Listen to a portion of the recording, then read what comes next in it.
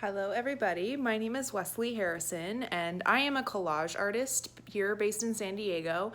I do analog collage, which basically means that I cut pieces of paper, images out of magazines and other pieces of printed material, and I combine them into unique pieces of art.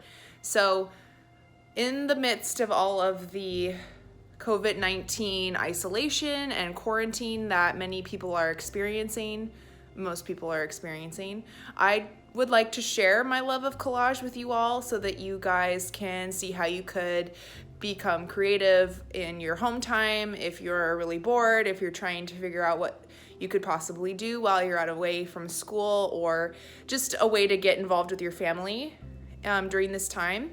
So today I will be showing you guys the basics of how to begin a collage session by cutting out images in magazines, what materials you need, and kind of how I go throughout the process. So the process of collage making really begins with what you have available at your home. And since a lot of people are not leaving their homes at this time, you really want to take a look around your house and see what you're willing to cut up or are not saving for something special. So here I have some collected magazines of my own. You can use any kind of magazines that you have around the house, particularly Advantageous magazines have really awesome images in them. So like Sunset magazine has a lot of really great images of gardens and things like that, like sculptures, home decor stuff, really some cool material to pull from in magazines like that. I love flowers, so something that I love to look at are like nature magazines or the San Diego Homes and Gardens magazines. I really love flowers, so this is what I go to most often for inspiration when creating a collage piece. But it's really whatever you are drawn to, whatever image that you see on the page that attracts you, pull it out and cut it up for merging with your unique piece of collage art.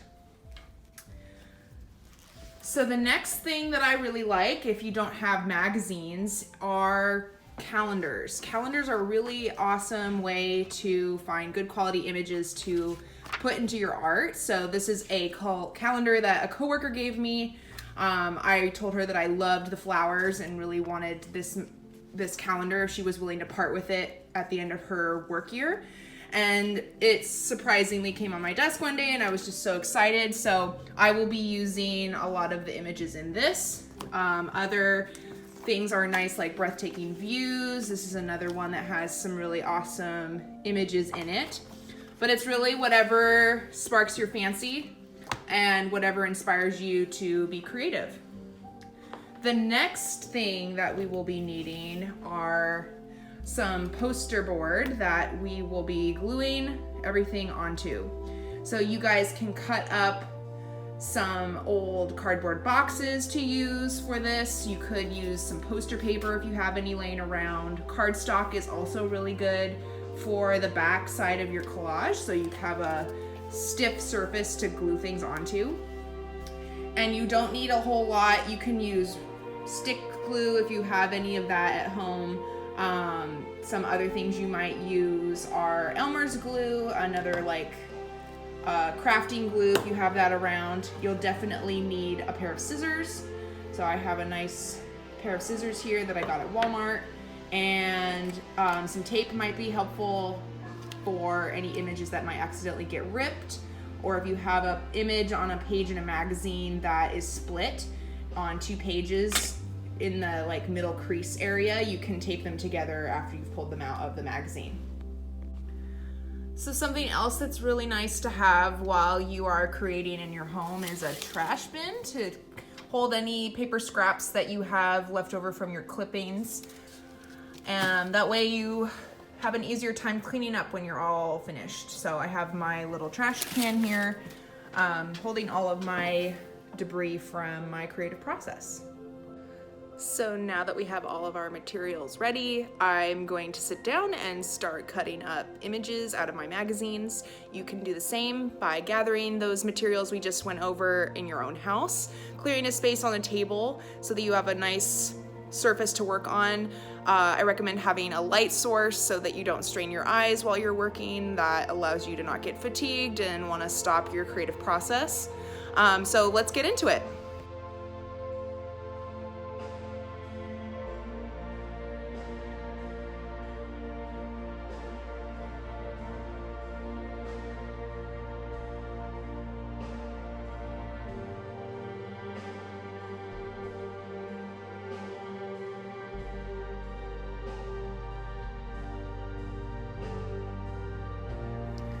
So I wanted to quickly share some of the things that I like to do when I'm actively searching for images. So you'll come across an image at some point that you really like, right? And a lot of times it'll be on the full page or it will be split between two pages. So something like this is I am attracted to, and I'm going to pull it out of the magazine. So what I do for this, so that I don't rip up so much of the image and I have like the full image, is I will crease the magazine flat. I will push it flat so that that inseam is as flat as possible. Then what I will do is I'll grab the page and I will tear it. I'll pull up this side of the magazine a little bit, and I'm going to tear out the magazine a little at a time till it pulls out. And with that technique, you're not getting huge rips in the paper. You have a fairly clean line that you didn't need to use like an X-Acto knife for to cut out of the magazine. So I do this for most magazines, and if I'm in a real big hurry, or if I'm really excited and I'm just like finding all these great images, I'll just rip out a page at a time instead of taking the time to cut it out of the magazine, because that can be really fatiguing. So I'll just go through and I'll pull out images and I'll have a collection on the table, and then by the time I'm done going through all my magazines, I'll have a lot of images to pick from to put together. So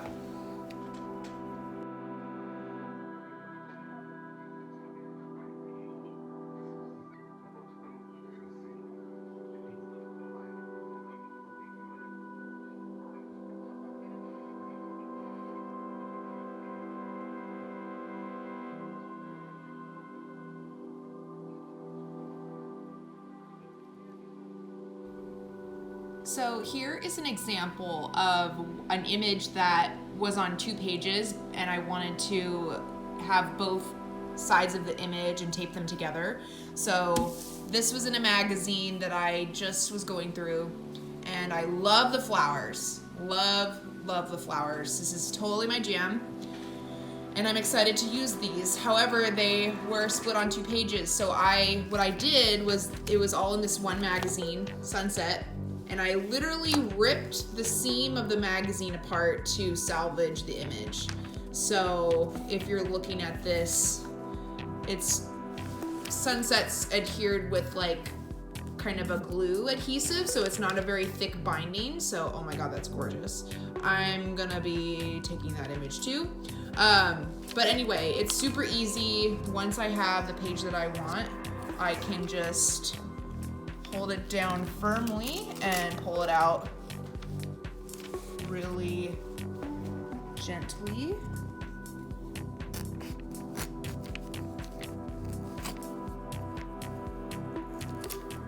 Just like that. So then I have that half, and I'm gonna pull out the other half of this image to use. Just like that. Beautiful. So if you have an image like this, you can pull it out just like that by ripping the magazine in half. You could also use a knife to cut through the binding of the magazine to salvage an image. All right, so remember the image that we just pulled out of the magazine that was on two pages? So now is a good time to take your tape. If you're really interested in using that image, you can tape them together on the back side of the image that you're not going to be looking at, to put them together so that they're one whole image. So I'm going to do this for the flowers that I just pulled out of the magazine right here. So I'm just laying them on the table in front of me, and I have my tape right here. So I'm gonna take a piece of tape and tape them together. So I'm gonna be taping the back side of the image. So what I do first is I fit them together so that they look seamless, as if I hadn't ripped it out of the magazine. Then I'm going to put this piece of tape on the back side of one of the images, so it's half taped like that. So half of the tape is on one side and half of tape will be on the other. And what I do is, since I had that really nice seamless matching before, I'm going to redo that and gently place the other image over top of it so that they hold together, and I can tape the rest of it no problem. So yeah, with one piece of tape, I've already taped it together. Now I'm gonna turn it over and I'm gonna tape the back side of it so that it all is one seamless piece. So I'll just do up and down the entire thing.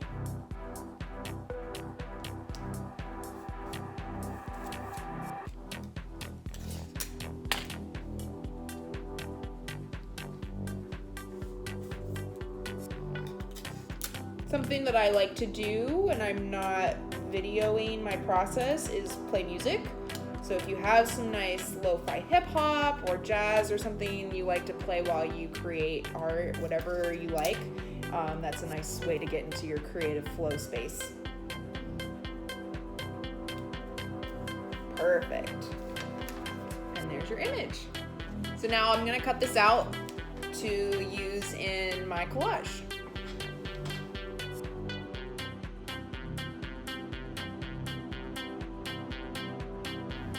So the next phase in my creative process here is, now that I have a ton of images that I am attracted to, that I really like, I'm going to start playing around with laying everything together.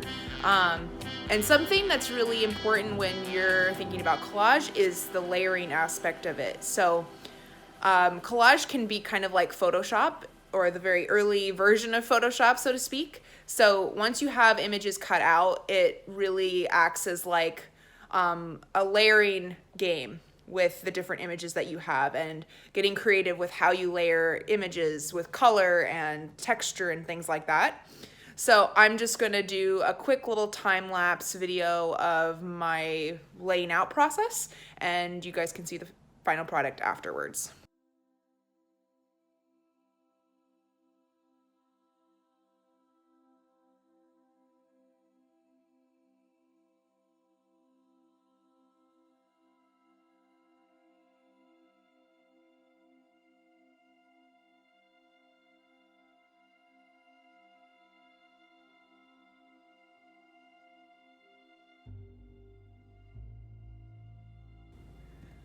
All right, so here is what I came up with the images that I found in magazines. I did have to pull from a stash of kind of background images that I had laying around, because I like to make frameable art. So something that's very important to me when I create a piece is to have a background of some kind. It doesn't have to be a solid color, but something that really helps the image stand out and kind of contribute to the story of the image. So here is my compilation for the day. I have a flower that I pulled out of the calendar that I used at the beginning of the video. I found this really cool birdie here that I pulled out as well, that's just sitting on this girl's face. And this is just a picture of a model that I found in a magazine. It was probably like a jewelry or fragrance ad of some kind. And then the last little piece down here is a stem that I got off of an image of a basil plant. So I just cut out the stem of the basil plant and gave her kind of this very surrealist flower look. So something else that I wanted to point out with this piece is how I layered it. So in total, this entire piece is 1, 2, 3, 4, and 5 images. So not very many, but it looks really awesome and complex without having too many pieces layered. You can layer as many pieces as you want. I like to be aware of the colors that I'm putting together. I really love color, so I'm not afraid to put together really bright, colorful images. But I'm gonna quickly disassemble this so you can see how I layered it all together. So here we have the background piece, which is just this yellow piece of paper. Then I added the flower onto the piece of paper with the girl's head kind of in the middle of it. So it's kind of like she's got a floral crown or some really fabulous hair. And then I just tucked the bird image right up behind her face in kind of the corner of her head. And then finally, to touch it all together, put it all together, I have the stem here. So I just slide that in and voila. That's how I layered it. That's how you can approach your layering process if you like. But yeah, it's really a playing and layering process. So you can layer them however you like. What will be important is when you're gluing down your images to remember the order of how you layered it, so that way it comes out exactly as you planned it out. All right, so I'm in the final process of my collage for today. I'm going to take my glue stick and start gluing down my piece. So, cue the time lapse.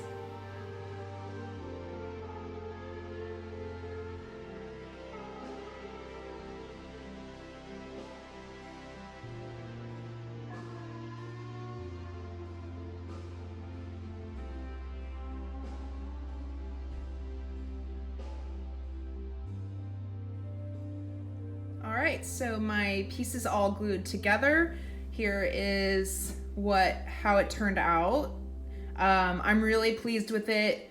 Something that is a little challenging when you're working with collage is how the papers layer and how it kind of ripples underneath. Some of that is kind of unavoidable. I'm hoping that once this dries fully, I'll be able to stack some books on it and have it flatten out a little bit. Or once I glue it down onto my poster board, finally, when I'm ready to frame it, I will be able to deal with some of these kind of folds and wrinkles are happening. But that's part of the process. So if yours looks like this, don't fret. It comes with the process. So you'll get used to it. You can flatten it out. You can roll it out with a rolling pin or something else like that. I'm just being wary because it's still wet from the glue right now. And I don't want to pull up any of the paper that's still sticky. So I'm just waiting until it dries, and then I will be figuring out how I want to frame this piece. All right, so that concludes our collage session for today. Thank you everybody who decided to watch this video and give collage making a try. It's really something you can do in your own home. Something I forgot to mention at the beginning of this video is if you are short of magazines or calendars and things like that, do a shout out on social media. If your neighbors are hoarding any magazines or calendars that they haven't touched in years, maybe they have them stored in their garage somewhere and they'd be willing to let you use them. I am constantly crowdsourcing for materials, so just be cautious of the times and being close and socializing with other people. I wanted to put this out so that you guys can all have something to do that's creative at home while we are all in isolation. So have a beautiful day and happy collage making. For any of you who were planning on attending the Anamar Festival in May, it has been postponed to November due to the COVID-19 situation. So let me know if you guys want more of this kind of content while you guys are at home. I'm happy to do more of these collage sessions to help you guys get creative and try something new.